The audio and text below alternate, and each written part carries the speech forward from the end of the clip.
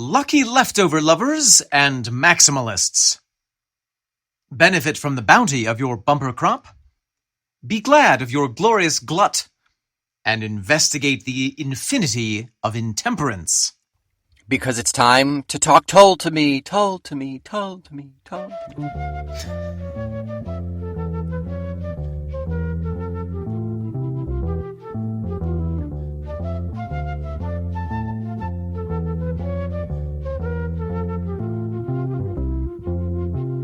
Welcome back. I am Omen Thomas Sade. And I am Nick McGill. Together we are Feckless Momes. And this is Talk Tull to Me.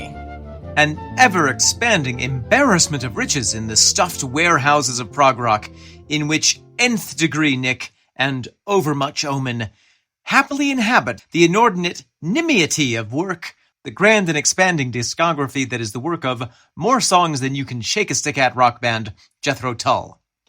We will probe the prodigiality of Pigroke, busy ourselves with the bacchanal of benefit, and capitulate to that double-stacked Cadillac of an album, Catfish. Song by song, album by album, we will, like rotund Roman revelers, stuff ourselves to satiation with the tautological tsunami of rock and roll, only to void ourselves in the vomitorium of the podosphere in order to make more room for the lavish profusion of sounds that awaits. And our outsized muse on this overstocked journey is none other than the superlative Scotsman, the King Kong of the Claghorn, the loquacious Leviathan of language, the preposterously, biblically, hippoponicatically, prolific, ad nauseum, pentagruelian in talent, Ian Anderson. Wow. Nick, I'm very certain that some of those were actual words. I could not, I've got a new t-shirt idea. Void ourselves in the vomitorium of the podosphere. That's great. That's great. I love it.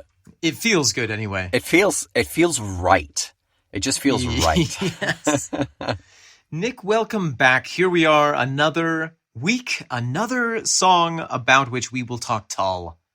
That is correct. Here we are again to talk Tull. We are still into we're just getting started on the bonus tracks of Broadsword and the Beast. We're on bonus track number 3 this week. We have not even really tiptoed far into the vaunting mountain of bonus tracks. The thickness of bonus tracks. Yeah, we've still got 1, 2, 3. We're almost halfway there. Almost halfway. The quantity of bonus tracks baffles the imagination. I mean, it's not as bad as like... It's whale-like. It's not galactic in its proportions. It's not as bad as Heavy Horses was, or... That's true. Or Warchild, for that matter. Warchild really had a Goliath...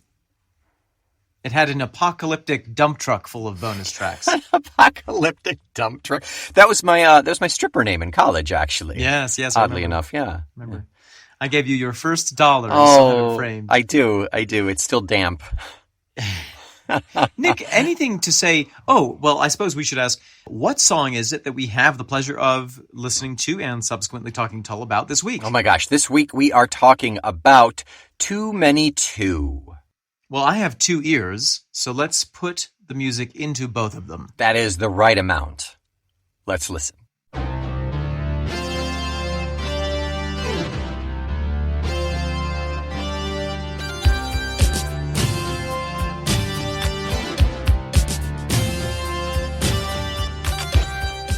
Hello, Nick. Omen, Too Many Two. Is that enough for you? Was that too many for you?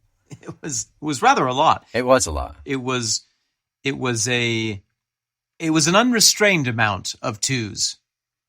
It was balls to the wall too.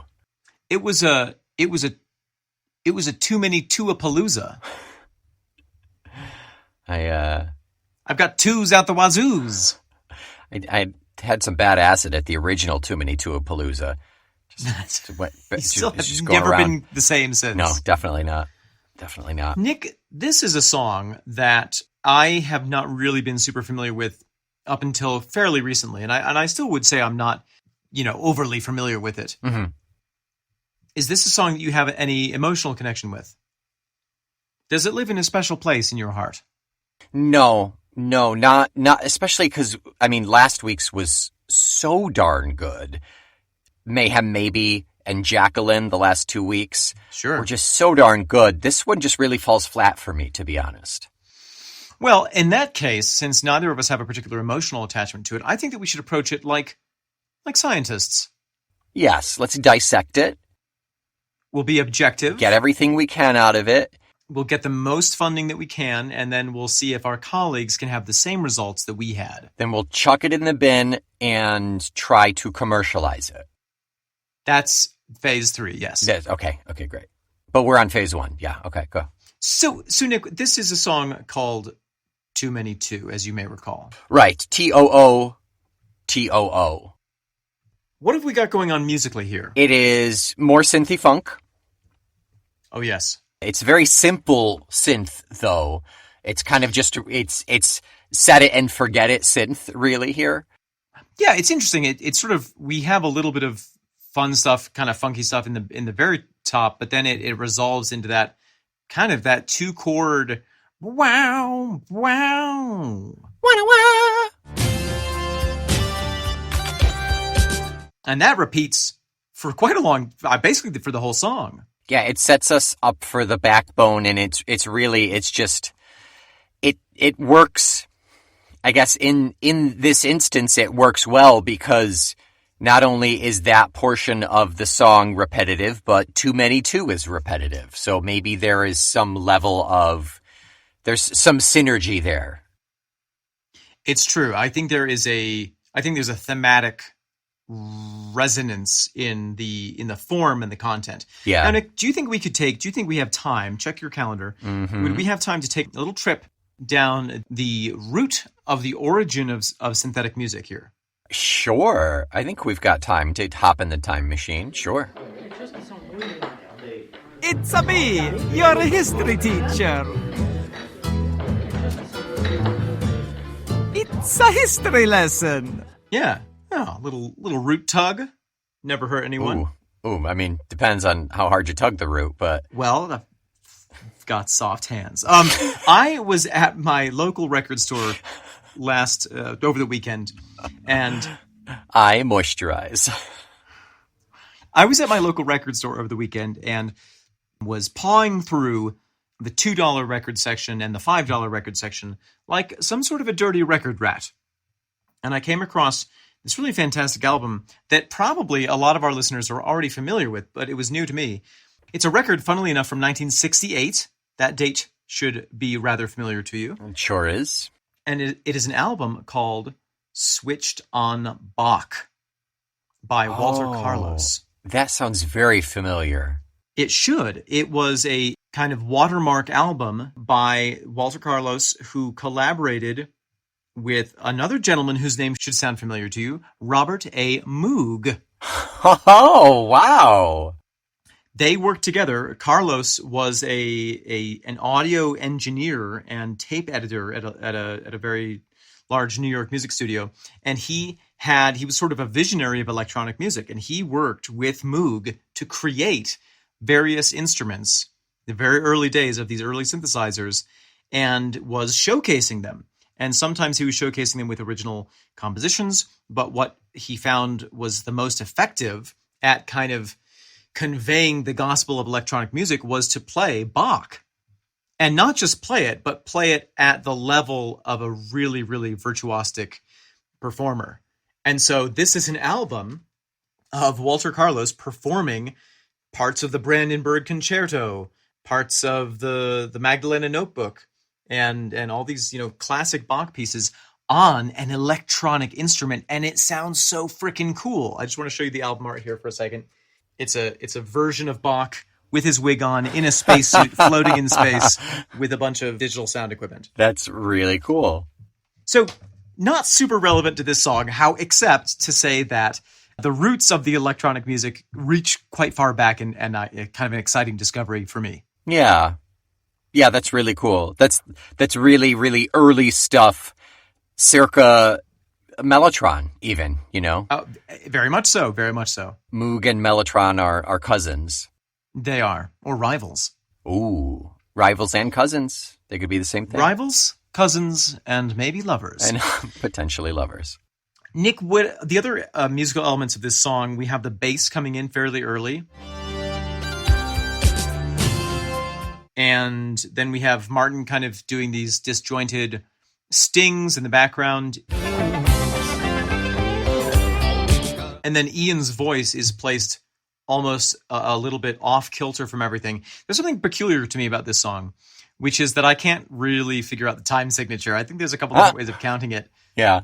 But it is a bit strange, and it's not strange in the typical Tull way of there being lots of switching meters and lots of complexity and extra measures dropped in there. This, I just straight up can't figure out what it's doing. And I don't think it changes within that, but I'm like, is it in 12/4 time? Is it in some kind of a very fast 4/4 that you just count super, super quickly? Is it in 8? Where does the beat start? Yeah. I have the impression that all the different instruments are kind of operating on their own paths almost, and they do consistently overlap, but no one of them feels like it has the lead in terms of giving the beat. Even the drum is kind of like just giving these dum-ba-dum, dum kind of comments. Yeah, it's so muddy. Even though it feels fairly simple, it's muddy, and there's a layering there where everybody's kind of, like you said, they're kind of doing their own thing. But it's different from, I think a good example of that was Thick as a Brick, where it would get like really hectic and chaotic, and you'd hear pieces up and down. Oh, and then it would come back together. And then they'd coalesce, right? Right. This never quite coalesces. Exactly, yeah. Yeah, and you feel like it should, because that synth is so simple and trudging in the background, you feel like everything should kind of come back down onto it, but it never does. I think that I personally, I have to assume that all of this is intentional. You know, oh, sure, I kind of go to with Tull is, if it's there, it's supposed to be there. Yeah. And so for me, I'm wondering then, okay, what's the point of creating a song like that? And is it just to kind of give the listener that unresolved, uneasy feeling that supports the content? Mm-hmm. There's too many beats in the measure. Sure. To be very literal about it, sure. Yeah, I think that works. After listening to this song, I feel like I need a digestivo. What would your digestivo of choice be? Sonically, what would your sonic digestive be? I was going to say Campari. Now I understand your question. Would it be Tull, or would you swap out for something completely different? Well, now I've got Thick as a Brick in my head. Oh, sure. But I think the reason, part of the reason is that you said that, but part of the reason is that it's got that lovely light, complex structure, but where you can see how everything's related. Yeah, definitely.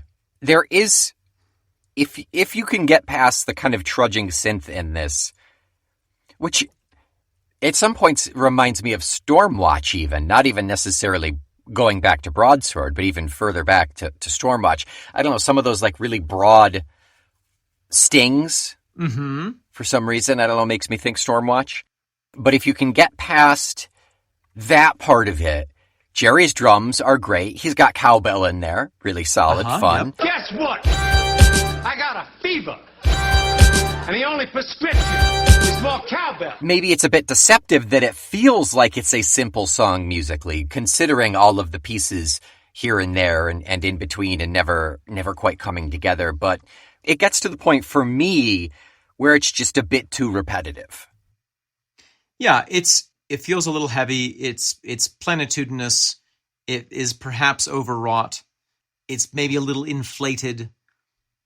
It gives me the feeling, and I don't mean this at all in a way of critiquing the song. I'm simply observing my own reaction to it. It makes me feel a little bit nauseated by the end of it. You know, like when you're in a truck and there's too many there's like fumes coming in and the radio's too loud. And you feel you're on the thruway, so every 2 seconds it's the thump, the thump, the thump, the thump. But you feel it in your body because you're going over those seams. Because you're in the middle seat, squished between the plumber and the candlestick maker. Yeah, where I don't know where you guys are all going, but it's Jersey. Sure to be a good time. But that's the sort of sensation I have. I feel like I'm going down the highway and I feel like I'm just like too hot. Yeah. Like I'm overstimulated in some way without anything to grasp a hold of. Yeah. Yeah, nothing to anchor you. Yeah. That's a really good analogy. And if that's intentional, oh my gosh, that's brilliant. Yeah. If not, I need medication immediately. But I can see why this isn't on the regular album. I feel like if this had been on the album, it may not have been a super popular song. That being said, there's a Tull song out there who's like, play too many too. Yeah. Please save my marriage. That's it. That's the key. She said, I will stay with you, Charles, if you can get Ian Anderson to play Too Many Two. That's right. It's an Angels in the Outfield type situation. Nice. Classic. Nick, anything else to say musically about this song? I didn't realize until this very last listening that at the very end, as we're fading out, Ian comes in with too many, two, yes. And he fluxes in and out as the Martin is going to town on his guitar, and it fades out. That's a cool touch. That's a nice flavor, an unusual flavor that pulls the ear. That would have been a really nice effect. Maybe not him saying too many, maybe something else, but I think we needed something like that further into the song, earlier in the song. It's interesting that you point that out, and that makes me realize another aspect of this, which is that if you listen to Martin's guitar in that section, he's got a pretty heavy echo on his guitar. Yeah. And I'm pretty sure that is throughout the piece, that there is both a lot of reverb and a lot of echo, which contributes a little bit to that, what you described as a muddy sound. Yeah. And what for me kind of feels just a little overwhelming, where it's just like there's just waves and waves and waves of sound. Yeah. However, I'd still rather listen to this than Nickelback. I've owned 3 Nickelback albums in my day. Goodbye. It was a great friendship. I'm deleting you from everything. I'm deleting you from my memory. Yeah, interesting. Yeah. They were pretty ubiquitous in the area that we grew up when we were growing up. Exactly, yeah. Yeah, they got some serious radio play. Speaking of radio play, Nick, why don't we stop being on the radio and play ourselves out into the break room? That was smooth as silky butter. Like peanut butter. Easy to spread. Here we are, Omen. Oh my God, I thought this was my dressing room. No. Budgetary constraints, we now share a broom closet. Okay. Hey, you know what? It's cozy. Nick, while we're on the break, is there any housekeeping that we need to do in regards to the episode? Yeah, actually, Mary and Marley are back from their vacation. Do you want to, let's get them in here, please. Marley. Thank you, Marley. I came for a broom. Oh, yeah. Yeah, Mary. Whatever you're doing up to here, it's none of me business. No, we're just taking a break. Aye, 7 minutes in heaven, we called it. Yeah, a pig and a poke. Wonder which one of you is the pig. Mary, that's really, we're actually working in here. Oh, yes, I can see that you're working it. Oh, I'll leave you alone, young master. So here's a letter that I brought in for you. Thank you, Mary. Thank you. Mary, you know you have a do not disclose agreement. You signed that when you first got here, Mary. You know that, right? Ah, me lips are as silent as a tomb. They're one stick of butter away from making love. A whole stick. Wow. I don't know where she gets her ideas, Nick. Oh, let's see. It looks like she gave us a little email here. That's fun. That's right. You have an email. I have a YouTube. And we've got one other thing after that. So let's jump right in. Let's do email. Your emails, sir. Yes. Here we have Eldest Potier, a recent and favorited writer-inner, has written to us on the subject of Pussy Willow. They write, just finished listening to the Pussy Willow episode. It's a great advertisement for why this really is a 5-star podcast / must listen. Hey, you're preaching to the choir here. Having only ever had one person to discuss this song with, it never in the past 40 years never occurred to me that this was a song about masturbation. That's why I rely on the Momes to give me that completely fresh perspective on all things Tull. You are 100% correct that this is exactly the kind of double entendre that Ian Anderson would revel in. If this song had not been named Pussy Willow, I would say you were a pair of very naughty boys with your minds polluted by sex talk. But then, so was Ian Anderson. So yeah, well done, Momes. On the other hand, music and all art is open to interpretation, and that is its beauty and its value. For me, in 1982, a song about fantasizing one's way to an orgasm would have been something to discard with the latest hit from Loverboy. In 1982, I was a sophomore in college and closer to being out of college than I was to being in high school. I was no longer really able to satisfy my need for escape in a weekly D&D or a more frequent session like in high school, so the superficial reading of the song touched me deeply, more than anything else on the record. This is your life, the 9-to-5 drudge, so get used to it. It sounds depressing, but it helped me face a grown-up future. That fantasy is fun and a diversion, but it's not life. I don't know if that's the meaning Ian intended either, but that's art. The artist creates and the viewer/listener gives it meaning and relevance. So thank you for the alternate interpretation. Yet another time you've opened my eyes about a song and made me think, duh! One of your best episodes ever. Eldis. Well, indeed, as you say, it's all open to interpretation, and we don't profess to know anything, actually, about this. We're just taking our best guesses. We're our semi-educated stabs in the dark. Speaking of stabbing in the dark... Is that a broom handle? Thank you, Eldis. If any song is going to touch you deeply, let it be Pussy Willow. Indeed. Nick, what have you? I have myself a comment on the episode that dropped today, Watching Me Washing You. This is found on YouTube from user Micah Noel. This is some great info into the band itself at the time, the 1982 formation that is this present iteration of Jethro Tull.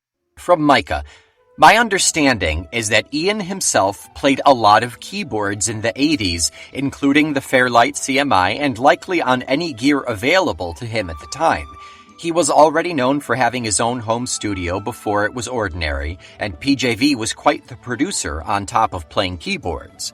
I can imagine PJV inspiring Ian with all these new toys. It was Ian who took the drum machine into his own hands, and it enabled him to write, record, and produce a lot of his own material on his own.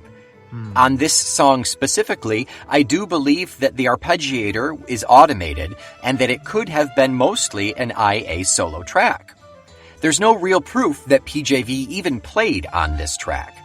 I've never thought of Tull's keyboard parts in this era as the work of whichever keyboard player happened to occupy the position at the time, but as an interpretation of something written by Ian. The simplest parts are things that can easily be played by someone as talented as Ian, even though he's not known as a keyboard player. I myself have written super simple parts for my own songs, hoping that another keyboard player could expand on them to make them better, but that doesn't always mean the original tracks aren't going to be used. Especially when there's multiple layers, I can imagine a basic chord progression having been played by Ian, with PJV adding virtuoso flourishes over the top. But it's also difficult to think of Broadsword as an album without also considering the load of bonus tracks that could have been included. Ian considers himself much more of a live musician than a studio musician, but this era was clearly dedicated to spending more time in the studio than ever and writing songs for the sake of writing them, probably knowing they wouldn't become part of the live repertoire. These are some of my most favorite songs of all, and I've fantasized of a B-sides tour where he mostly plays songs that never made it on the albums. Oh, how amazing would that be? That is a great comment, Micah. Thank you. Yeah, and, really, really shoring up our point that for every song out there, that is someone's favorite. Yeah, and the B-sides, there's so much value to the B-sides.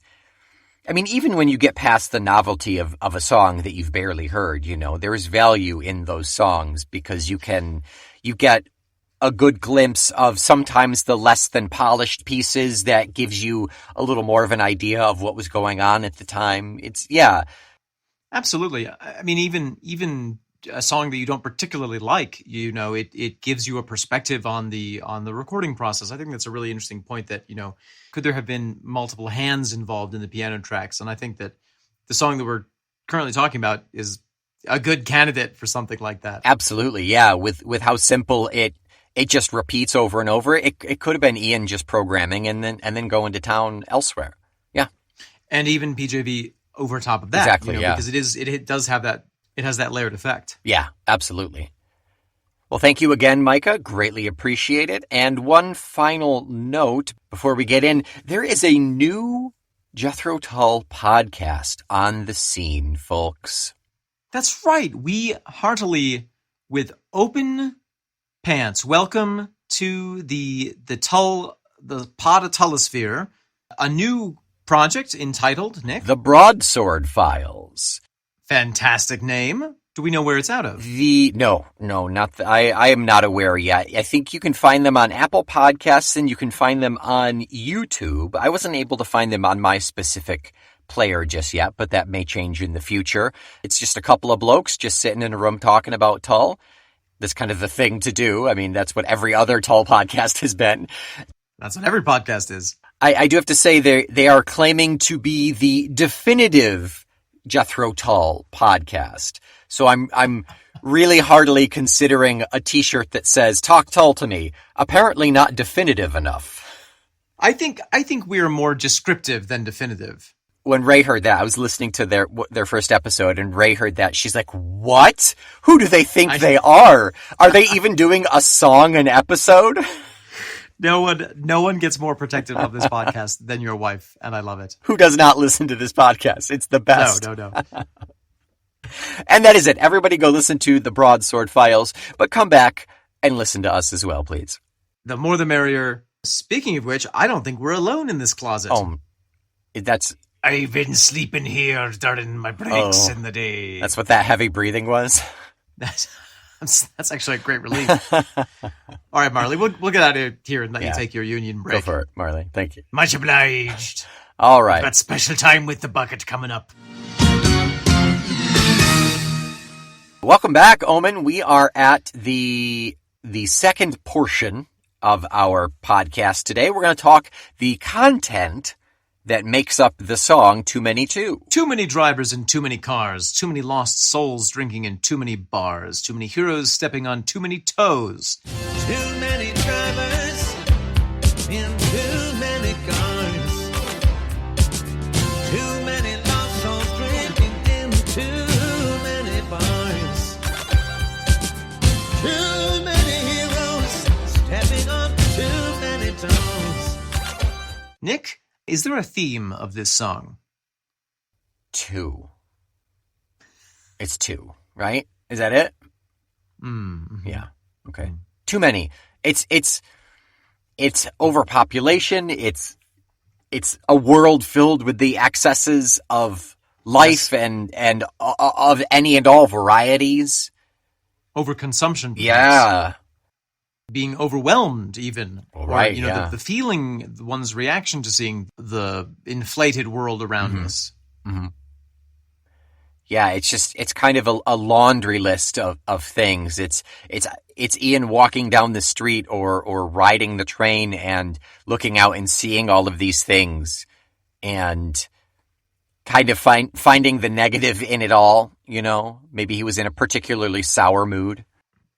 Yeah, or just not being able to process, maybe just being kind of sensitive to the experience in a way. Yeah, sensory overload. Yeah, right. Because it's interesting, the way that my mind expects this song to go is like, okay, yes, too many drivers and too many cars, too many yes men nodding when they really mean no. Too many yes men nodding when they really mean no. But by contrast, here's my safe, happy place where everything's right, great. Yeah, we don't have We never get there. Yeah, that's rare for an Ian Anderson song. It's just, he goes on, too much sunshine, too many drops of rain. Too much sunshine, too many drops of rain. Right, so it's either he finds the good, or there's a line of demarcation where it's man-made, gross, yuck. Oh, but then we go over into nature and there's like a haven. Then we have the garden. Yeah. Right. Well, it reminds me, what's the Botanic Man is a good example of that song, where it's like, over there is all the bad stuff, but in here in the garden, everything is okay. Yeah. This is just, the world is too big. No, the world's not big enough, I would say. There's not enough room anymore. If it were bigger, everything could be a little more spread out and it wouldn't be so congested and condensed in one area. It's interesting. It kind of goes from I like the angle that you're taking with it, the overpopulation, the urban sprawl aspects. And I think that's very much there, especially because in the 80s, there was this kind of explosion of the suburban places in the world. And so you would get that sense of like, oh my God, they're building a new complex here. Why? Yeah. And there was a lot of concern at the time beginning to grow about overpopulation. And, this thought was starting to occur of what is the maximum population that the earth can support? And are we headed there too quickly? It reminds me of the song by Pete Seeger, We'll All Be a Doublin'. The chorus goes, we'll all be a doubling, a doubling, a doubling. We'll all be a doubling in 32 years. It's a simple math equation. Sure. 2 times 16 is 32. Twice that's 64. Next comes 128. And do you want to hear more? 2 times 2 is 4. 2 times 4 is 8. 2 times 8 is 16, and the hour is getting late. We'll all be a doubling, a doubling, a doubling. We'll all be a doubling in 42 years. We'll all be a doubling, a doubling, a doubling. We'll all be a doubling in 42 years. Twice 16 is 32. Next comes 64. Next comes 128. Do we need to hear more? It's the sister song to Skating Away. Right, totally. That was Ian's first, really big, population growth song. Yeah, absolutely. But it's not, I think that's a great place to start with the analysis of this, but I think that it then goes into a little bit of more the philosophical realm. Too much sunshine, too many drops of rain. Well, how can there be too much sunshine or too much rain? Too much for what? There can't be too much weather. There's the amount of weather that there is. Yeah. So too much for Ian. Possibly. Right.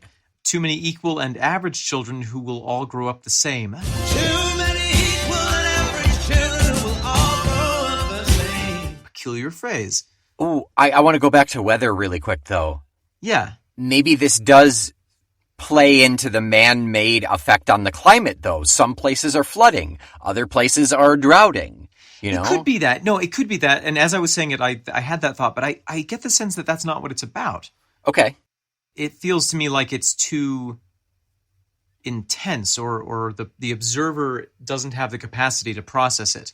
Where it gets really interesting, too many fireside politicians holding too many views. Too many fireside politicians holding too many views. Okay, we can sort of understand that the politicians are too wavering in their views, or there are too many opinions being expressed. Too many questions, but there are answers too few. Too many questions, but there are answers too few. Ooh, this is very interesting, because that actually gets to the heart of a very interesting philosophical critique of the scientific process itself and scientific innovation. So I'm just reading Zen and the Art of Motorcycle Maintenance right now, which is a book on philosophy. It's written by a guy who was a genius and kind of came to this philosophical wall and had a mental breakdown, had electroshock therapy where his old personality was completely destroyed, and he suddenly was born into a new personality, and he wrote a book about this experience. Wow. It's very, very intense. But one of the thoughts that led him toward this point of crisis was, he was a scientist and he was observing, all right, the point of science is to progress. Great. Yeah. But the scientific method is one in which it's very easy to come up with hypotheses and very difficult to come up with proofs, with the proven theories. Right. And every time you go through the scientific process to prove a hypothesis, you actually create more questions than you answer. Mm-hmm. And if that's the case, we are moving further away from any kind of truth in the world, because we are creating more and more and more doubt and answering fewer and fewer of those questions. Huh. And so can the scientific process really be said to lead us toward any sense of truth? Or is it just this activity that we keep doing? That's the question that led him to the breakdown, or is that the... That was one of the questions along the way, yes, that led him to this very intense kind of provocation of rational thought. Yeah. There's a bit of an existential thing there, for sure. And I think there is one here as well. Okay. Too many questions, but there are answers too few. Like, there are simply too many unknowns, and there are too few things that one can say, yes, this is truthful, this is a point that we can depend on. Okay. And I wonder if that kind of existential crisis is maybe at the heart of this song, and that's why the proliferation of drivers is getting to him. That's why the fact that the cats can lose too many lives, everything is kind of being exacerbated by this feeling of existential existence being too much. That's interesting. I see it as the other way. I see it as the stepping stones, the building blocks to get to that point, as opposed to the other way around, which both work, completely valid. Tell me more. How do you mean? That the more these little things annoy him, they break down his resolve, and eventually he gets to the point where it's just like, what's the point? Yeah. There's too many questions. You're totally right. It does work both ways, and it may be a reciprocal process. Oh, sure, absolutely. It's an Ouroboros of just misery and self-doubt. I saw too many cars, therefore I'm experiencing existential dread. And because I'm experiencing existential dread, the sunshine is really pissing me off. Yeah. Et cetera, again and again. Yeah. And then we kind of return to this classic Ian critique of society. If I were a liar, yes, and you were a cheat, there would be too many places where we all could meet. Too many temples where we could worship the beast. We have the beast again, going back to the beastie theme. If I were a liar, yes, and you were a cheat, there would be too many places where we all could meet. Too many temples where we could worship the beast. Beast reference. I think if I've learned anything about this album as a whole, is the beast is kind of a catch-all term here. Doesn't have to be that pixie character on the cover. I agree. It's a boogeyman. It's something that is, it's not just something that's scary and goes bump in the night. It's something that actively causes an issue for you. It's true evil. It's the existence of evil in the world. Yeah. And I think that part of maybe what I'm realizing that Broadsword and the Beast is about is, we talked a little bit about The White Fire of Time by Ellen Kinsley, that book of poetry. Yeah. A lot of that book has to do with the multi-layered, the millefioric nature of evil, that evil is this very diverse thing. Yeah, right. It can manifest in any number of ways, but it still ultimately comes down to being the beast. Right, exactly. Yeah. So, in this verse, he seems to be saying that society is so corrupt that even if we were the worst people in the world, we would be very comfortable almost anywhere that we went, because the world supports that kind of immoral or not good behavior. We'd be with our own kind. Right. Yeah. Where he who thinks he had the most, in fact, has the least. Where you think he has the most, in fact, has the least. And at the end of each verse, we get too many lives each cat can lose. Too many lives each cat can lose. We've got too many too. Oh, interesting. Meaning we've also got too many lives. Yeah. Okay. One question. Question number one. Yes. Do you think that maybe he lost a cat and was in a very bad mood and wrote this song? I mean, it could really sour you, and it could be one of those moments of like, why did my cat have to die when... Too many drivers and too many cars. Yeah. It's highly possible. The cat wasn't used to there being so much traffic on this road, but now that the city is expanding... Yeah. And Ian is a sucker for a cat. Ian is a sucker for people not following the rules. He's a sucker for people not respecting other people. It works. It works very well. Follow-up question. Yes. We've got too many too. We have too many lives to lose as well. Does that refer to the classic truism or the classic phrase, a coward dies 1,000 deaths? I like that. I originally interpreted it as we, like the collective human race, people have died. Have too many. Oh, interesting. Yeah. Because there's so many of us, population-wise, we are experiencing loss at a greater level than ever before. Right. And yet we're still overpopulating. I like that. Yeah. Well, how does your theory fit in here? Well, kind of going off of that, the beginning of that third stanza, that he's describing people who are liars and cheats and, worship the beast of evil and have, bad morals, essentially morals that don't value what is actually valuable. And so that brings with it a certain kind of suffering where each of us dies every single day. Sure, right. Morally or in some kind of philosophical way, we die a death of the kind of goodness that's in us. We cut down or we compromise all the time just so that we can keep surviving in this world. That's kind of what I was thinking. I like that a lot. However, counterpoint, let's go back up to that first verse. Too many heroes stepping on too many toes. So even the heroes, to contrast those cowards, are still at fault for one thing or another. Yeah.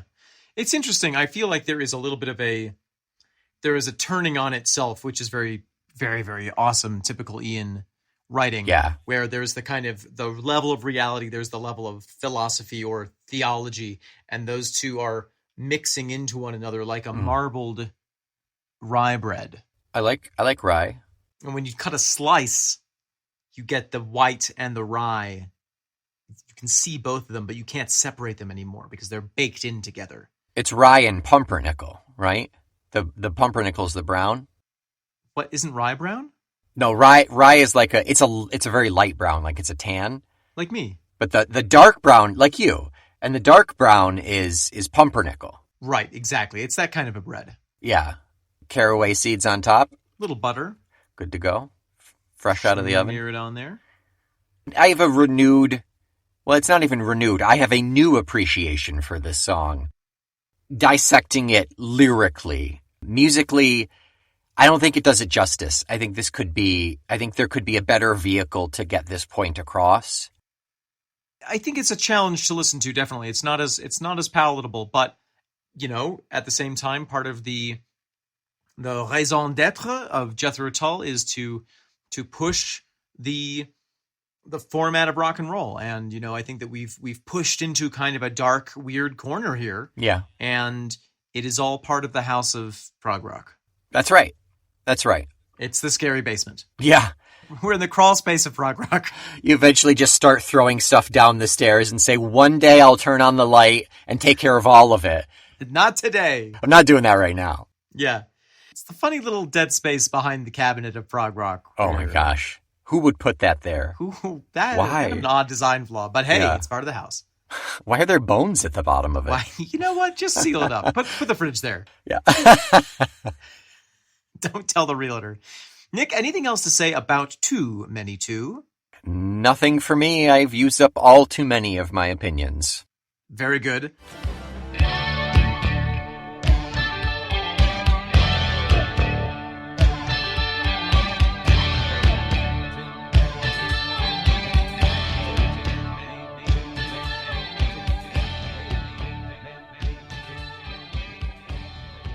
Nick, what do we have to look forward to next week? Next week, we are on bonus track number 4. It is Overhang. Oh, how exciting. Until next week, if there are too many days in between this podcast drop and next week's podcast drop, you can relieve your suffering by simply going onto our Patreon, dropping us a $5 a month subscription cost, dropping us a $5 a month ticket price, dropping us $5 a month. Yeah, there you go. That's better. And that will give you access to two more podcasts. And our Discord, where there are too many tall skulls. Sharing too many views. You don't even need to use all of the lives of a cat. There are too many of those. You can just use 5 in the form of stars and give us a review rating. Omen is cringing right now. My goodness. I apologize to everyone. You know the drill. Until next week, I am the last life that a cat can lose. Nick McGill. I am the too average child, Omen Sade. We are neither liar nor cheat, the feckless momes. And this is a lost soul drinking in a bar. Talk Tull to me.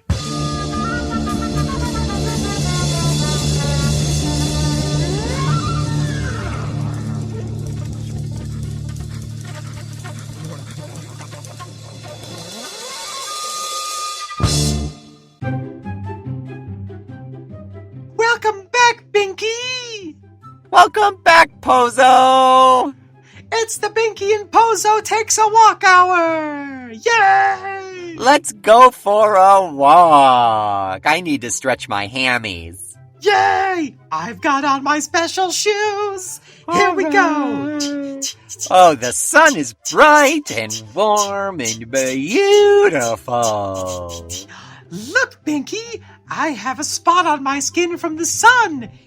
Oh, could be cancerous. Who knows?